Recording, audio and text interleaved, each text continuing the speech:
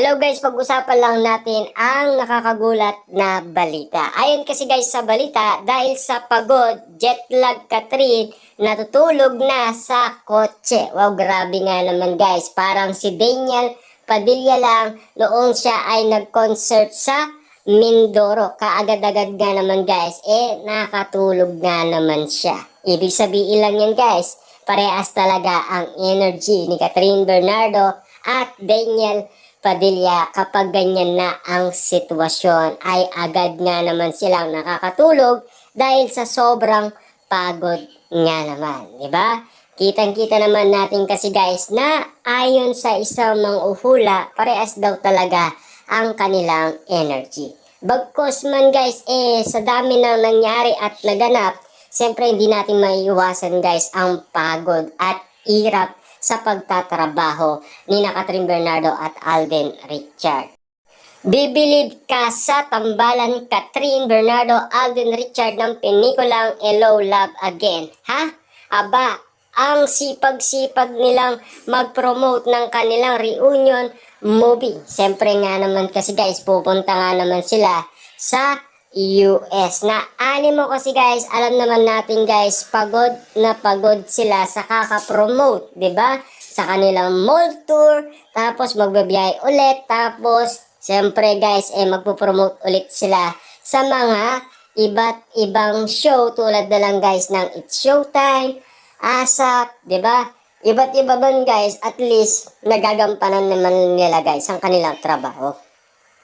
After nga ng mga ganap nila sa Pilipinas, pati ang pag-attend sa napakaraming black screen, aba sa Los Angeles, California naman sila sumalang. Monday night nang dumating sila sa LA at marami na silang ginawang promotion. Nung Wednesday naman ay may ilang interview sila plus ang red carpet screen sa Asian World Film Festival ng Hello Love Again sa Culver Theater sa Culver City. Wow, grabe nga naman guys, no? Grabe talaga ang pagod ni Catherine Bernardo at Alden Richard. Naani mo kasi guys, siyempre, binabantayan ni Alden Richard si Catherine Bernardo na lagi nga naman guys sinasabi sa atin ni Mark at Marvin, lagi nga naman silang sabay kung magkatabi saan man pumunta sina Alden Richard at Catherine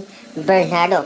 Kitang-kita naman natin kasi guys ang pangyayari na mabilis nga naman silang mag-promote ng kanilang movie na Hello Love Again.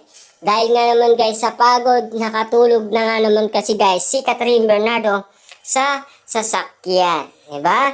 Kita nyo nga naman guys, parang si Daniel Padilla lang talaga. Noong siya ay nag-concert sa Mindoro, kaagad-agad ay nakatulog nga naman siya. Siyempre, nagpunta ang Abante sa event na iyon ng Katdem. Dinumog at pinagkaguluan nga sila, Catherine, Alden, Ruby Rodriguez, Valerie Concepcion, Marvin, Mark at Kevin sa red carpet event na iyon ng Hello Love Again. Ang sweet nga ni Catherine, dahil nang makita niya kami ay agad siyang bumati.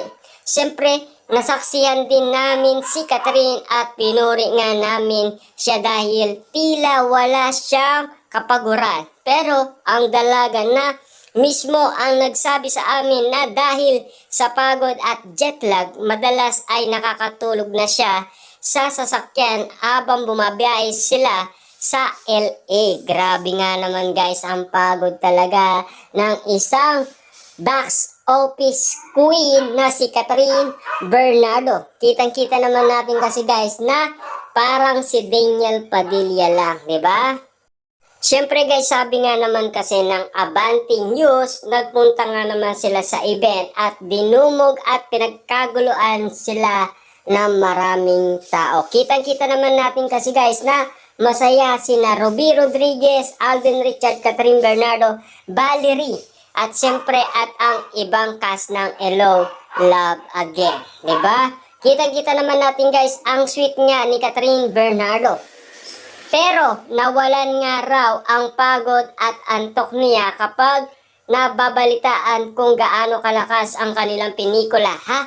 sa bongga. Anyway, napakarami nga ng interview kina Catherine at Alden, kaya hindi namin natsikaan pa ang Kapuso aktor. Pero nang makita niya kami ay pabor siyang nagmano sa amin. Mapapanood nga pala sa DWAR Abante Radio Facebook page at YouTube channel ang coverage namin sa event na iyon. Mapapakinggan din sa inyo sa DWAR 1494 on Saturday 4:45 p.m. Ibig sabihin lang nito guys, nandoon pala ang Abante News. Ibig sabihin guys, talagang kinukuhanan ng video at siyempre, balak sana guys interviewin si Alden Richard. Kaso nga lang guys, nagmano na lang daw bilang respeto sa kanila. Diba? Kitang-kita naman natin guys na coverage nga naman ito ng Abante News at siyempre mapapanood natin ito sa kanilang Facebook page, YouTube channel at sa radio. Diba? Kitang-kita naman natin guys na napakalakas ni Catherine Bernardo sa ibang bansa.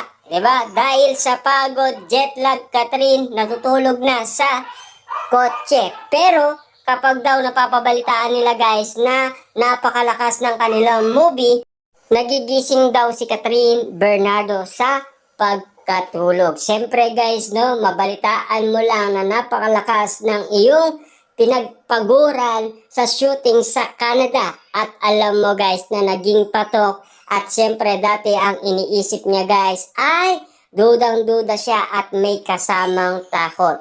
Pero ngayon guys, kitang-kita naman natin na pinagkakaguluhan na sila ng iba't ibang bansa. Dahil nagugustuhan nga naman guys ang Hello, Love Again. Hintayin na lang natin guys ang highest earnings kung kakayanin pa ba ng Hello, Love Again. Diba?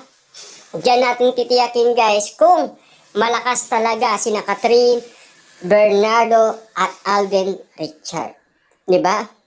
Siyempre, alam naman natin guys, malakas din si Marian Rivera at Dingdong Dante. Siyempre guys, ang aabulin nga naman kasi nila, ang kita ng Rewind, 900 million. Kailangan guys, makuha nila ang 1 billion. Para nga naman guys, mabawi ang titulong Hello, Love Again.